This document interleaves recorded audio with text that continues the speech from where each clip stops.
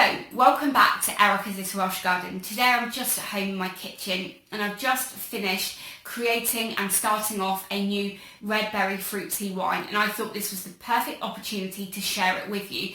Now, I made this wine a couple of months ago and it was amazing and finished off pretty quickly, so I thought I just needed to share it with you. Whether you are a seasoned home brewer or you've never made wine before but you just want to give it a go, I would say this is the perfect opportunity to try it out.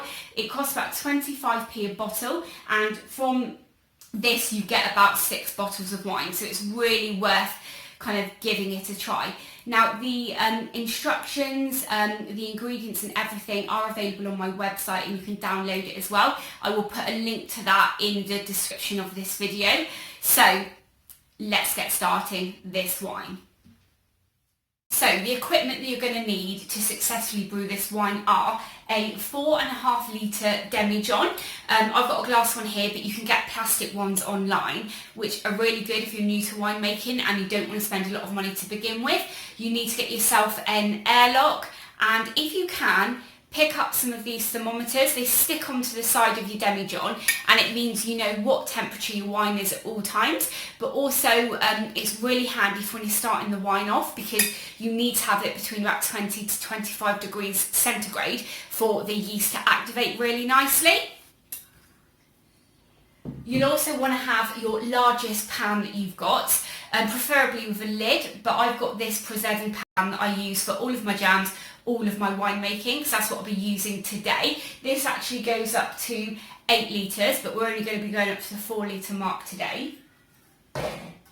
What I'll do is I'll put a link to that in the description of this video if you're interested in getting one yourself, because they're really thick bottomed, so they're perfect for all different types of preserving. You'll also want to get yourself a metal spoon or something like this. This will be what we use to strain out the tea bags later and give it a good stir. And the last bit of equipment you'll need is a funnel for us to get that liquid into your demijohn later.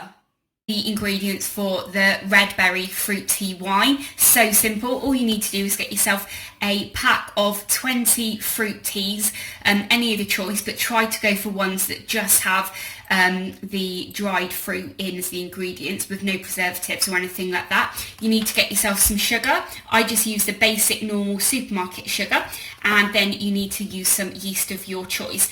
I use this Young's Brewer's yeast. It's a super wine yeast and it actually does much higher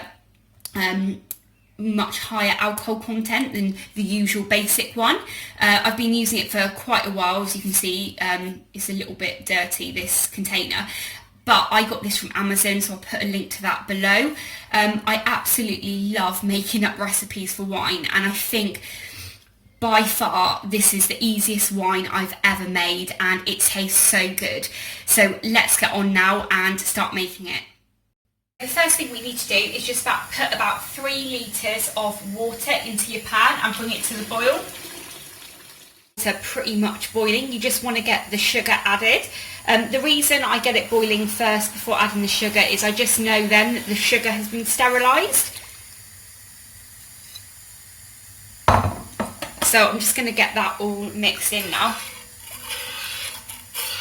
You might be wondering why the inside of my pan looks a bit dirty, but I stained it ages ago making jam and I've never managed to get the stain out, unfortunately.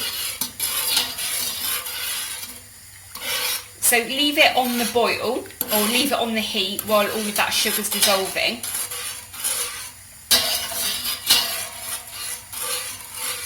Just keep stirring it just to make sure that it doesn't stick to the bottom and every bit of it has dissolved.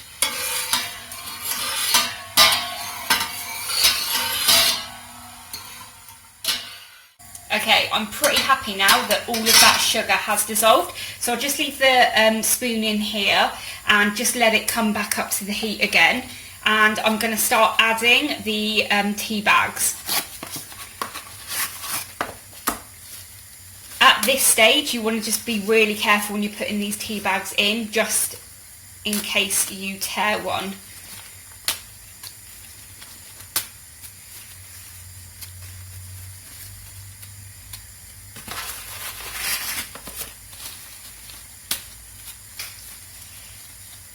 with tea bags, you do generally need to make sure that when they go into the water, they do get to the boiling point so that all of the kind of hot water can infuse with the fruit in there. So I think by putting the sugar in, it's cooled it down a bit. So we just need to bring it back up to heat.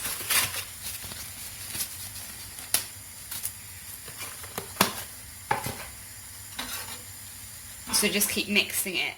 So I've left this on the heat for about 5 minutes now, and it's so much darker already. So what I'm going to do now is just turn the heat off, put a cover over it and leave it to cool down. So if you have a really big pan that has a lid, that would be absolutely great, but I don't, so I'm just going to put a clean tea towel over the top and leave it now to steep until it gets to kind of about room temperature, or at least cool enough for me to be able to handle the pan and get it into the demijohn. So now I'm going to just leave it a couple of hours and make sure all of my equipment is sterilised, ready for me to get the liquid into the demijohn. It's a few hours later now, and these have been steeping, for ages, and you can see how dark this liquid is. It's amazing. So what we're going to do now is just take all of these tea bags out, and then we can get this in the demijohn.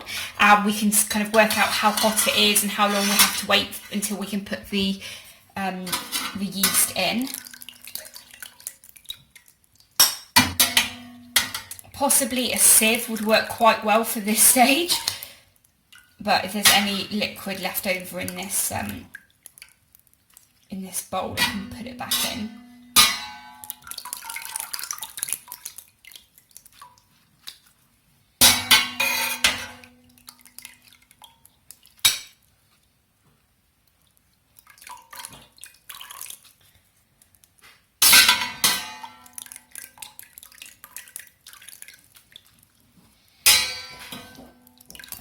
Right, I think I've got all the tea bags.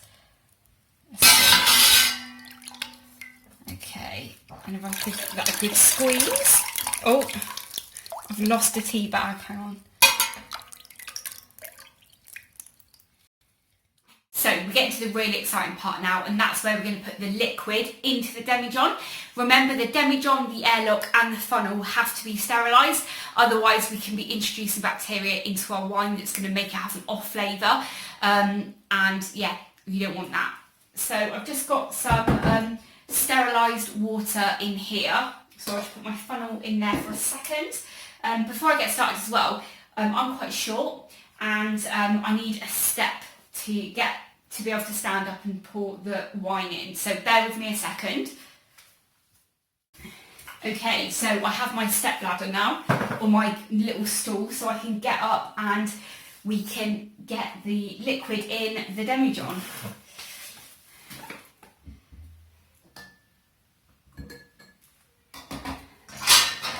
So this is always great at this stage because you get to see how dark your wine is.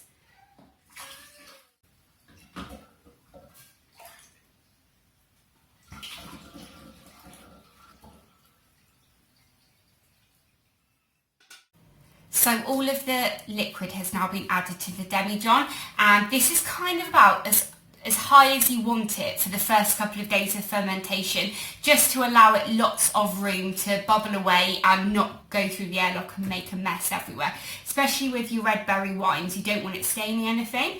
At the moment, I don't know if you can see, but it's not actually showing a temperature yet on the thermometer on the side, which just means that it's too warm still to get that yeast added to it really. So you need to be between 20 and 25 degrees centigrade for most yeasts to be able to kind of activate. Too high and it could kill it, and too low it won't activate it. So I'm going to leave it here just for a couple more hours, and then I'll come back and add the yeast later. Hello, I'm back. It's actually the next day now because yesterday it took ages for the liquid to cool down enough for me to be able to put the wine in the yeast, or the yeast in the wine actually. But I've had this, I left it overnight in the kitchen, which is the coolest place in my entire house. So this morning it was actually a little bit lower. So I've just put this in my warm living room for a couple of hours, and we're now kind of between 20 and 22 degrees on my thermometer here, which is telling me that it's the right time for us to be able to get the yeast added. So the yeast that I use, I spoke about a little bit at the beginning of the video yesterday. It's a slightly stronger yeast, so it will take higher amounts of alcohol before it dies off. So this will allow me to be able to brew something a little bit kind of higher. But the reason I like using this is because I prefer slightly dry wine rather than really sweet. And the recipe that I've got here, that, like I said before, you can download from my website as well, that will give you kind of quite a sweet wine. But anyway, I will put a link to this in the description anyway, so you can have a go at buying this yourself if you can't get to a local brewing shop. Before I put the wine in the yeast, I just need to take the airlock out. So I've got some cool boiled water here that I can put that into and know that it's not going to get contaminated. With this yeast, I just need to put 1 teaspoon into the demijohn, and I always tip it everywhere, all over. I should have probably got a funnel out, shouldn't I? With most yeasts, they do need oxygen to get started off, so I'm not going to mix this or anything at the moment. I'm just going to get that airlock back on straight away. As I also mentioned yesterday, I always leave a little bit of headroom in here so that it can start fermenting without bubbling over everywhere. So in a few days, once the bubbles do calm down, I will just kind of get some cool boiled water and take it up a little bit further. So there you go, what an easy recipe that was. If you're new to winemaking, I'd really suggest giving this recipe a go because it's so simple. For the first kind of 48 hours of your fermentation, it's really important that you keep that temperature between 20 and 25 degrees centigrade. So I'm going to go and put this in the warmest room in my house, but I also knit these demijohn covers, so I'm going to put this over the top just to help regulate the temperature. And also, because this is a red wine, you want to make sure that it doesn't get in contact with any direct sunlight, so these are absolutely perfect for it. And I think they're really funky as well, aren't they? But anyway, thank you very much for watching today. And like I said, if you're new to winemaking, then give this a go. I will, along the top of the screen now, you will see some other winemaking videos that I've done. It would be great if you could go and check those out. And don't forget, you can also download this recipe from my website as well. So I'll put all of the details in the description below for you. Thanks very much for watching. Take care. Bye.